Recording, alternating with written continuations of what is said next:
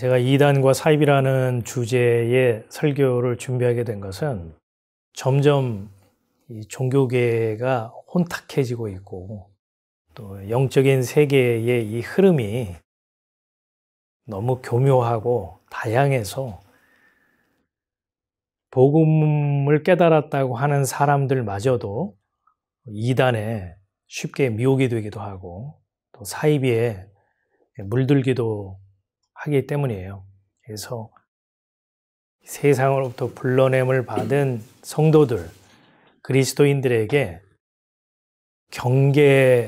경보 차원에서 제가 이단과 사입이라는 주제의 말씀을 준비하고 또 전하게 됐습니다. 참 각성이 필요한 시대라는 생각이 들어요. 사도행전 24장에 보면 유대교의 대제사장인 아나니아가 장로들과 함께 더둘로라는 변호사를 데리고 벨릭스 총독 앞에서 사도 바울을 고소를 합니다. 그 고소하는 내용을 사도행전 24장에 아주 친절하게 그리고 자세하게 설명을 하고 있는데 그 내용을 요약하면 이런 거예요. 사도 바울이 전하는 이 도, 십자가의 도, 그리스도의 이 교훈은 유대인들을 소욕해 하는 것이다. 그러니까 굉장히 정치적인 지금 발언을 하는 거예요. 그 더둘로라는 변호사가. 왜? 이 총독은요, 유대인들을 관리할 때에 제일 신경 쓰는 게 뭐냐면 밀란과 소요예요. 이게 일어나가지고 이 지역이 시끄러워지고 그것이 점점 확산이 돼서 이제 황제까지 물러나라. 이렇게 되면 그 총독의 목이 달아나잖아요. 이 변호사는 그거를 잘 알고 있기 때문에 바울을 소송을 할 때 정치적인 문제를 먼저 자락으로 쫙 까는 거예요. 지금 이 사람이 전하고 있는 교훈, 가르침은 우리 유대인들로서는 받아들일 수 없는 유대인을 소욕해 하는 내용이다. 이게 자락을 쫙 깔죠. 그럼 총독의 귀가 솔깃하겠죠. 도대체 이 바울이라는 작자가 무슨 가르침을 전하길래 유대인들을 소동케 하고 소욕해 하는가? 관심을 기울일 거 아니겠습니까? 그리고 나서 이제 종교적인 문제를 싹 얘기를 하는 거예요. 이 사람은 나사렛 이단의 괴수다. 나사렛 이단은 누구를 지칭하는 것일까요? 나사렛 출신의 예수, 이 예수의 분파, 예수의 당의 사도 바울이 괴수다, 우두머리다, 총회장격이다 이러고 나오는 거죠.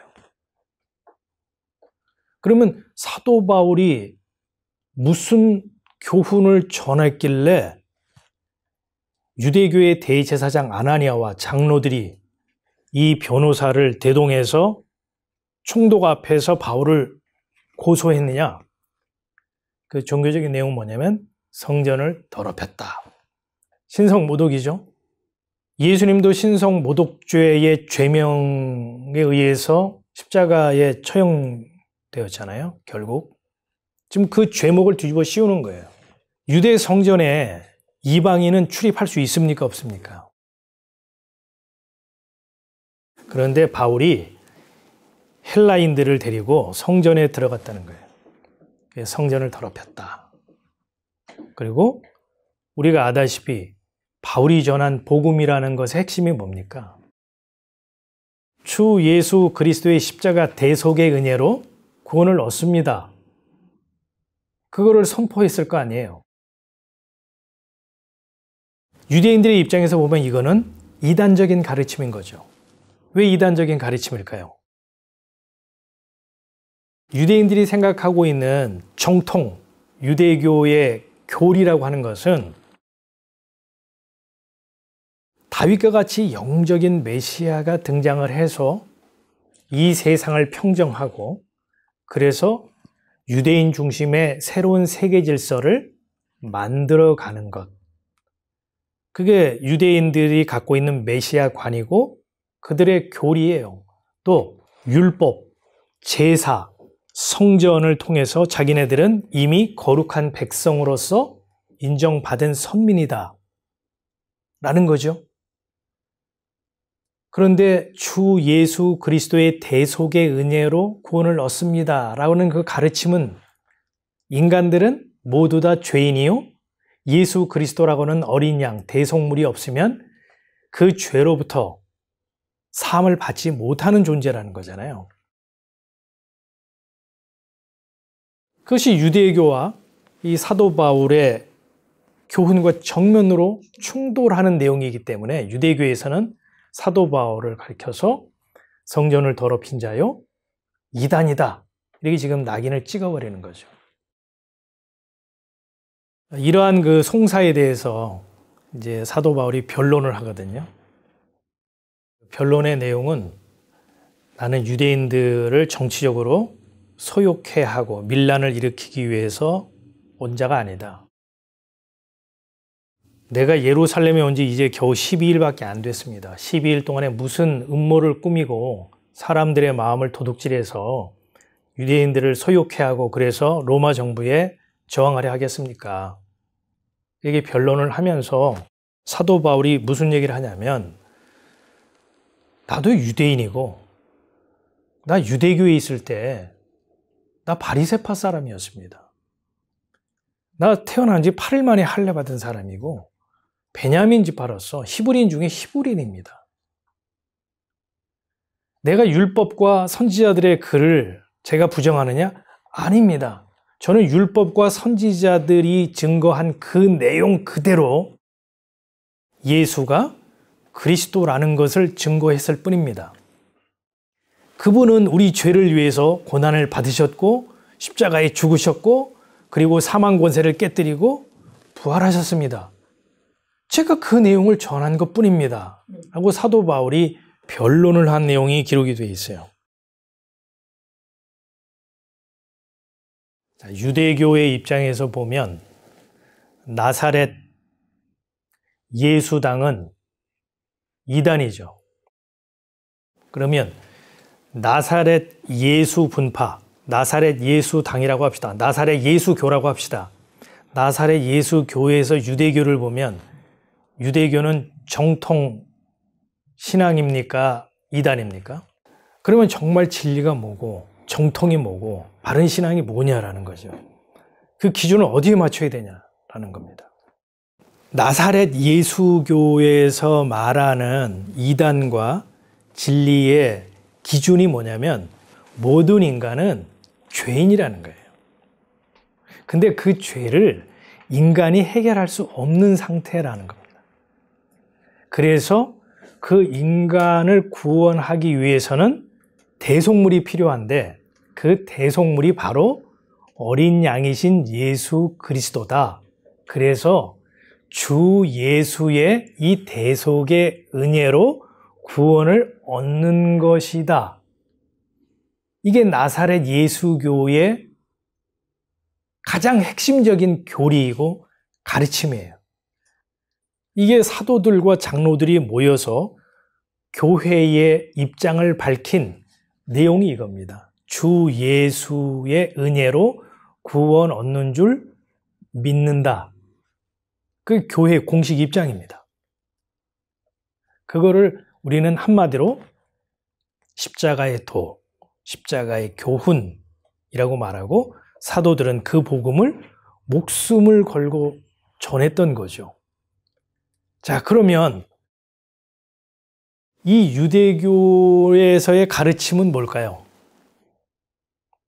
하나님이 주신 모든 것들을요, 사람의 생각으로 다 재단하고 사람의 생각으로 모두 메이크업했다는 거예요. 하나님께서는 율법을 왜 주셨죠?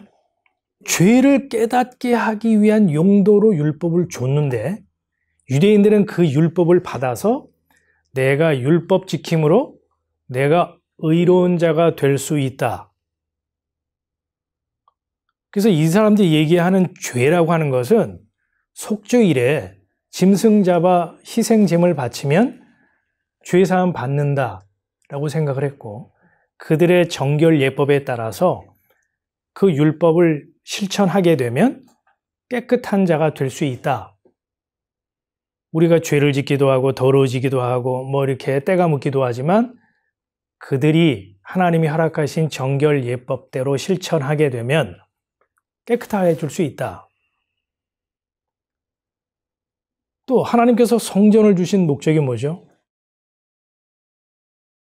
지성소에서 하나님께서 너와 내가 만나자라고 만남의 장소를 지정해 주셨지만 성소와 지성소 사이를 가로막고 있는 휘장으로 인하여 그 약속의 장소에 나아갈 수 없는, 그래서 하나님을 아빠, 아버지라 부를 수 없는 고아의 신세라는 것을 말씀하기 위해서 성전을 주셨거든요. 근데 유대인들은 그 성전을 어떤 용도로 써먹었죠? 너희들은 이런 거 없잖아. 나는 선민이야. 우리는 특별한 백성으로서 거룩한 백성이기 때문에 우리에게 하나님께서 성전을 지으라 말씀하셨고 우리에게 허락한 선물이야. 그래서 그 성전을 그 사람들은 생명보다 더 귀하게 여겼죠. 그러니까 하나님께서 원래 주셨던 목적과 다르게 죄된 인간의 본성이 갖고 있는 그 방식대로 율법을 이해하고 제사를 드렸고 성전을 이해하고 떠받들었던 거죠. 그래서 예수님께서 유대교를 향하여 사단의 회, 또 그렇게 율법을 철저히 지키고 윤리도덕적으로 모범이 되는 바리새파 사람들을 향해서 화 있을진저 회칠한 무덤이요 독사이 새끼들아 이 마귀자식들아 이렇게 질타를 하셨던 겁니다. 그러니까 예수님의 입장에서 보면 유대교가 이단인데 왜 이단이냐? 예수 그리스도의 십자가의 대속을 인정하지 않고 부정하기 때문이죠. 나사렛 예수교 이외의 모든 종교가 갖고 있는 공통점이 뭐예요? 인과예요. 내가 진리를 향해서 나아가는 겁니다. 내가 진리를 찾아 나아가는 거예요. 내가 하기 나름이에요. 진리에 도달하고 진리를 깨닫고 하는 것은 내 하기 나름이라고. 유대교도 마찬가지고 불교는 뭐 가장 그런 쪽의 대표적인 종교고 이슬람, 기타 모든 종교들, 뭐 샤머니즘 이런 거 다 보세요. 인간이 달에게 빌고 태양에게 빌고 고목나무에 빌고 바위에 정성껏 빌면 나에게 행복이 보상으로 주어지고 무탈한 삶을 살 수 있다.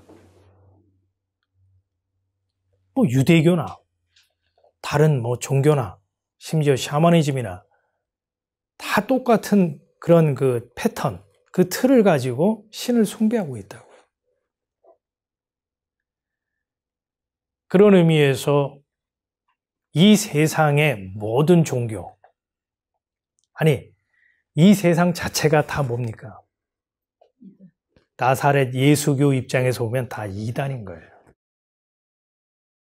그 이단에 빠져있던 사울을 예수님께서 건져내어 나사렛 예수교의 총회장이 되게 하셨던 거죠. 이제 우리가 나눈 얘기를 정리해보면 뭐가 이단이냐? 지금 나사렛 예수교 입장에서 지금 말을 하는 겁니다. 죄를 거론하지 않는 곳은 문제가 있습니다. 죄인을 언급하지 않는 곳은 문제가 있어요. 또 그 죄를 인간이 해결할 수 있다고 말하는 곳은 문제가 있는 거예요. 그 죄는 인간으로서는 해결할 수 없다. 울어도 안 되고 힘써도 안 되고 굶어도 안 되고 머리 깎아도 안 되고 산에 들어가도 안 되고 수도원에 들어가도 안 되고 자기가 자기 몸을 자해해도 안 돼요. 그 죄 문제는 오로지 대속물이신 어린 양 예수 그리스도의 죽음으로만 가능한 것이다. 요 얘기가 빠진 곳은 이단인 것이죠. 주 예수의 은혜로 구원을 얻는 줄 믿습니다. 이게 진리예요. 이게 정통이라고. 또 하나 이단의 기준이 뭘까요? 유대교에서는 힘 있는 영웅 같은 메시아가 와서 이 세상을 평정하고 유대인 중심의 지상 낙원을 이루는 것, 생각했잖아요. 예수님, 나사렛 예수교의 주장은 뭐죠? 가르침은 뭐죠? 내 나라는 이 세상에 속한 것이 아니다. 요한복음 18장 36절에서 예수님 말씀하셨잖아요.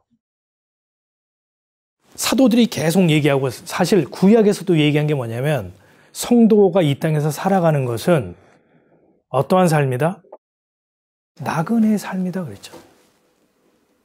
성경에 분명히 선지자들이 얘기를 했고 구약에서부터 말을 했는데도 불구하고 유대교와 기타 모든 종교는 지상 낙원을 얘기를 합니다. 이 세상의 방식은 전혀 문제가 없다는 거예요. 그러니까 인과율은 전혀 문제가 없다는 거예요. 그 얘기를 못해요. 문제가 있다는 말을 못해. 왜? 이미 이단에 푹 젖어 있고 빠져 있기 때문에 그거를 인식하지를 못합니다. 이 땅의 지상 낙원을 이루자고 하는 대표적인 이단이 어디죠? 여호와 증인이에요. 그럼 여호와 증인만 그 얘기를 하느냐? 목사님들도 하고 신학자도 한다는 얘기예요. 예수님의 얘기하고 정면으로 배치되죠. 예수님께서는 내 나라는 이 세상에 속한 것이 아니다 말씀하셨어요. 그 의미는 여러 의미가 있죠. 이 세상의 방식과 인과와 나라고 하는 이 은혜는 같이 하나 될 수 없어. 같이 손잡을 수 없어. 둘 중에 하나는 철거를 해야 되겠지. 뭐 이런 의미도 있고요. 또 이 세상에 지금 굴러가고 있는 이 풍습들, 이루어지고 있는 모든 작태들, 예를 들면 나라가 있고 교회가 있지 뭐 이렇게 주장하는 사람들 많이 있죠. 나라가 이렇게 혼란하고 나라가 이렇게 좌파로 흘러가고 있는데 목사들이 자기 개교회만 지키려고 하면 되겠어? 나라가 있고 교회가 있는 거 아니겠어? 그래서 막 광장으로 몰려 나오는 거 아니에요. 그렇게 나오는 사람들을 향해서 예수님 뭐라고 말씀하실 것 같아요? 내 나라는 이 세상에 속한 것이 아니다라고 한다면 그 광장에 나와서 그 모임을 주도하는 주체 세력이 예수님을 가만둘까요? 제가 그 태극기 들고 나오는 사람들을 폄하하거나 판단하는 게 아니에요. 예수님이 하신 말씀의 기준을 해볼 때 내 나라는 이 세상에 속한 것이 아니다라는 것에서 벗어난 행동, 가르침, 사상, 이념은 나사렛 예수교 입장에서 보면 이단이라는 거예요. 여기서 여러분이 흔들리면 안 돼요. 한치도 움직이면 안 돼요. 경계가 움직이면 안 돼요. 그러면 이단에 빠지기 쉽습니다. 이단의 그 심각성이 뭐냐면요. 한번 미혹되면 빠져나오기 어렵다는 거예요. 그 사람들은요. 말로 설득해서 될 문제가 아니에요. 그럼 때리면 될까요? 때려도 안 됩니다. 그 사람들 때리면 그 사람들은 오히려 더 견고해지고 확고해져요. 진리에 대한 핍박을 받는다 생각해서 거기서 더 굳건히 서 있지 거기로부터 나올 생각을 하지 않습니다. 이 이단의 미혹됨의 심각성이고 무서운 거예요. 이 설교 준비하면서 사실 제가 조금 염려스러웠던 것이고 또 욕먹겠는데 라고 생각했던 것이 뭐냐면 한국교회를 지적하지 않을 수 없기 때문이에요. 제가 이제 이 얘기를 하게 되면 한국교회로부터 이제 공격을 받게 되겠죠. 한국교회에서 이단으로 낙인 찍는 기준이 뭘까요? 교리를 기준으로 해서 분류를 하고 낙인을 찍습니다. 그 교리는 그분들의 주장에 따르면 성경에 있는 중요한 내용들을 간추려서 체계화한 내용이다라고 얘기를 하죠. 뭐 구원론, 신론, 뭐 성령론, 교회론 뭐 이런 얘기를 하면서 대표적으로 이단이냐 아니냐를 분류하는 기준으로 제시하는 것이 뭐냐면 삼위일체를 인정하느냐 부정하느냐, 예정론을 부정하느냐 인정하느냐, 하나님의 절대주권을 인정하느냐 부정하느냐, 사도신경을 하느냐 안 하느냐, 주기도문을 하느냐 안 하느냐, 예수님의 신성과 예수님의 성육신을 인정하느냐 부정하느냐. 이런 걸 가지고 이제 이단으로 많이 분류하고 낙인을 찍죠. 더 재미있는 것은 이단으로 낙인을 찍었다 하더라도 그 낙인 찍힌 쪽에서 협조할 의사를 보이거나 또는 그 세력이 갑자기 커져버렸거나 아니면은 당신네들의 교리에 내가 동조할 마음이 있습니다. 그러면 이단을 해제해 준다는 거예요. 제가 한번 물어볼게요. 이단을 규정하는 기준이 말씀입니까? 교회가 정한 교리입니까? 성경을요, 캐논이라고 하거든요. 캐논이라는 말이 뭐냐면 잣대라는 거예요. 그리스도인의 신앙과 삶의 척도, 표준, 그게 캐논이에요. 성경을 캐논이라고 한다고요. 그러면 성경을 기준으로 해서 이단을 판별해야 됩니까? 교회 전통에 의해서 정해놓은 신학적인 사상 체계를 가지고 이단성을, 유무를 판단해야 됩니까? 같은 것 같은데 말이 다른 거예요. 그게 사입이에요. 쉽게 말하면 짝퉁이. 가짜. 분명히 옆에서 이렇게 보기에는, 눈으로 보기에는 진짜야. 진품이야. 그래서 샀어. 너무 좋아가지고 그 가방을 메고 명품 들고 다니는 명품, 나는 명품이야. 내 가방도 명품이고 이 명품을 들고 있는 나도 명품이지. 그리고 그 가방을 들고 다니는데 어느 모임 가면 자꾸 어떤 사람이 웃는단 말이야. 좋아서 웃는 게 아니고 비웃는 거야. 그래서 진품이냐 짝퉁이냐 전문가한테 가서 의뢰를 해봤더니 아이 글쎄 짝퉁이래네. 그게 사입이에요. 예수도 말하고 성령도 말하고 십자가도 말하고 은혜도 말하고 말할 걸 다 말해. 근데 가만 들어보면 말이 달라. 가짜야. 짝퉁이야. 아주 교묘해요. 성경은 누구에 대한 증거다? 예수. 구약이든 신약이든 예수 그리스도를 증거할 뿐이거든요. 근데 성경을 펴놓고 동생의 고전과 함께 성경을 구슬을 꿰듯이 꿰맞힌다고 하면서 결국 격언을 말하고 있고 처세를 말하고 있네. 뭐다? 짝퉁이다. 사입이다. 성경을 펴놓고 성령을 얘기하고 보혈을 얘기하고 대속을 얘기하고 그런데 잘 들어보니까 적극적인 사고방식, 긍정적인 마인드를 강조하고 있어. 그 얘기를 지금 유포하고 있는 거야. 사입입니다. 예수님께서 분명히 내가 참 목자요, 내가 선한 목자라 그랬는데 요한계시록을 기가 막히게 해설을 하고 풀이한 다음에 그 밑장에다가 그러니까 내가 참 목자지. 그런 데가 있죠. 또 어디서는 예수는 실패한 메시아고 내가 그 실패한 자를 대신해서 온 진짜 구원자야, 구원을 완성한 자야, 내가 참 부모야 라고 말하는 데 있죠. 자기가 문이고 자기가 선이라고 말하는 데 있어요. 또 이런 사람 있죠. 자기가 죽을 걸 뻔히 알면서도 내가 불사조 영생주야. 그랬다가 땅속에 묻힌 사람이 있죠. 아주 교묘한 또 사입이 있어요. 기독교 재정교실.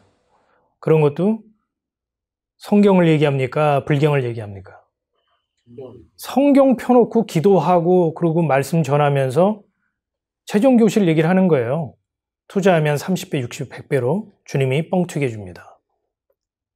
그런데 거기에 많은 사람이 또 관심을 갖고 간다는 사실이에요. 분명한 말씀에 대한 표준과 기준이 없으면 다 넘어갑니다. 자신할 수가 없어요. 제가 여전히 존경하고 교제하는 목사님이지만 그 목사님의 경우는 너무 안타까운 분이에요. 하루에 8시간 성경을 보시거든요. 그분은 구약에 있는 그 믿음의 선조들의 나이 있잖아요. 나이를 칠판에다가 다 적고 외울 정도예요. 거의 성경을 외워요. 하루에 8시간을 성경을 읽고 또 필사를 하시니까. 그리고 한때는 4,000명이나 되는 교인들을 목양했던 목회자였어요. 그 목사님은요, 오로지 법궤입니다. 모든 게 법궤의 중심이 되어 있어요. 법궤는 말씀이요. 말씀은 하나님이다. 그래서 그 법궤가 드러나면, 하나님이 드러나면 하나님 앞에 아무도 설 자가 없기에 하나님 앞에 나아가는 자는 다 죽으니까 하나님이 나타나시면, 법궤가 나타나면 이 세상 종말이고 끝장이라는 거예요. 그 목사님은 오로지 그것만을 주장하세요. 그래서 목사님 그럼 법궤 지금 어디 있습니까? 유다가 처음에 멸망일 때 바벨론에 의해서 파괴됐을 때 법궤가 뭐 불살라졌거나 혹은 뭐 다른 쪽으로 이동한 것이 아니라 그 성전 지하에 파묻었을 것이다. 그 목사님은 그렇게 확신을 하고 그 자리에 있다는 거예요. 그러면서 이스라엘이 이제 그 자리를 회복하게 되고 거기에 성전을 지으면서 지하 공사를 하게 되면 법궤가 나타날 것이고 법궤가 나타나면 하나님이 나타난 것이기 때문에 세상은 심판과 함께 종말이 오는 것이다. 그 말 들으면 여러분 귀가 솔깃하죠? 안 그렇습니까? 그래서 제가 질문을 했어요. 목사님, 그러면 요한계시록 11장에 보면 하늘에 하나님의 성전이 있고 그 성전 안에 하나님의 언약궤가 있다고 기록되어 있는데 그럼 어떻게 된 겁니까? 하늘 성전에 있다는데요. 그 땅, 저 예루살렘 그 땅 아래에 붙여 있는 게 아니고. 그랬더니 그 목사님 하시는 말씀이, 그래서 요한계시록은 성경이 아니라는 겁니다. 베드로 전후서 또 디도서에 보면 이단에 대한 언급이 나오거든요. 이건 누구에게 하고 있냐면 이단의 바다에 그 수렁에 빠져 있던 자들을 주께서 건져냄으로 교회되게 하신 자들, 부르심을 받은 자들, 성도들에게 이단에 대한 얘기를 사도가 하고 있다는 거예요. 경계의 말씀이죠. 너희가 그 자리로부터 불러냄을 받은 거룩한 백성이요 성도이다. 진리의 말씀 안에 굳건히 서 있어라. 어떤 상황에서 또 너희들을 노략질하는 이리같이 와서 너희들의 신앙을 흔들고 미혹하고 홀리게 할 때 절대 가지 마라. 딴 길로 가지 마라. 나사렛 예수의 진리, 그 가르침 안에 굳건히 서 있어라. 다시 이단으로 돌아가면 멸망길이다. 사도가 그 얘기를 하고 있는 거예요. 자, 그런 의미에서 우리가 고린도전서 3장 말씀을 한번 읽고 마치겠습니다. 내게 주신 하나님의 은혜를 따라 내가 지혜로운 건축자와 같이 터를 닦아두매 다른 이가 그 위에 세우나 그러나 각각 어떻게 그 위에 세우기를 조심할지니라. 이 닦아둔 것 외에 능히 다른 터를 닦아둘 자가 없으니 이 터는 곧 예수 그리스도라. 예수 그리스도는 교회의 유일한 주인이고요. 교회의 진정한 터입니다. 그렇기 때문에 그리스도를 터로 삼지 않으면 그것은 이미 교회, 불러냄을 받은 교회, 성도라고 말할 수가 없습니다. 나사렛 예수가 전한 그 복음, 사도들이 목숨을 걸고 전한 바로 이 복음, 이 복음 외에 어떠한 인물이나 어떠한 가르침이나 어떠한 교리체계나 어떠한 체험도 교회의 기초가 될 수 없습니다. 이 말씀 안에 굳건히 서 있는 복된 인생이기를 원합니다.